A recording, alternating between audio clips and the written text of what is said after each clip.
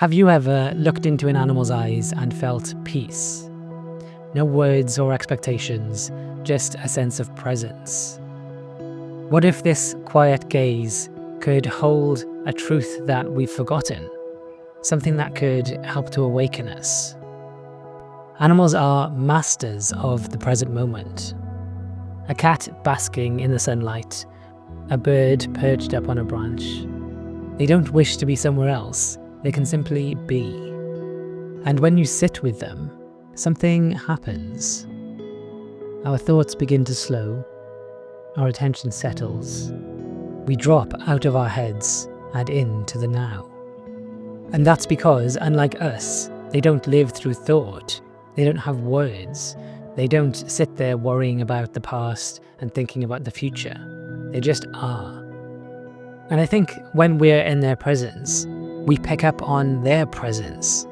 Our minds quieten. We can be in the now. We can be with them, and something in us relaxes. And maybe that's because when we look into their eyes, we can sense this pure consciousness, something ancient, something that we have had, but we lose it through constant thinking and conceptualizing. Maybe that's why Eckhart Tolle joked, "I have lived with many Zen masters, all of them cats." When we stroke a dog or listen to birdsong, we are not thinking, we are experiencing. And that is awakening in action. The direct recognition of life as it is before the mind labels it. And that is exactly what the Zen master Dogen meant when he said to study the self is to forget the self. In those moments with an animal, the self dissolves, and all that's left is the pure experience of being. And there's another aspect of our interactions with animals that can help us to realize our true awakened state, and that is our unconditional love. I think with people, we find it very difficult to have unconditional love because our egos get in the way. But because animals don't have egos, when we interact with them, we can have this immediate sense of unconditional love and affection and compassion. You think of any dog that you meet, you can immediately show them your love and affection. You would never do the same thing for a person. Our ego says this person is worthy of love and this person isn't. But animals remind us that love isn't something that we do, it's something that we are. And spending time with animals also helps us to remember our connection with nature. We can realize that even though we've built up these complex worlds of ideas and conceptions, we are actually animals too. We all live and breathe and eat and drink and fear and want to stay alive, but we all eventually return to the earth. Seeing this shared experience with animals can be a step towards recognizing our unity with all things. As the Upanishads say, the wise see that the same being dwells in all beings. And this recognition of unity is where the principle of Ahimsa comes from. Ahimsa is causing no harm to any living thing. And it doesn't come about through some sense of moral superiority. It comes about through seeing that there is no other.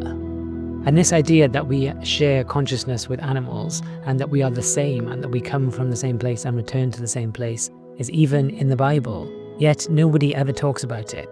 In Ecclesiastes it says, "For there is an outcome for humans and an outcome for animals. As one dies, so the other dies, and they all have but one spirit."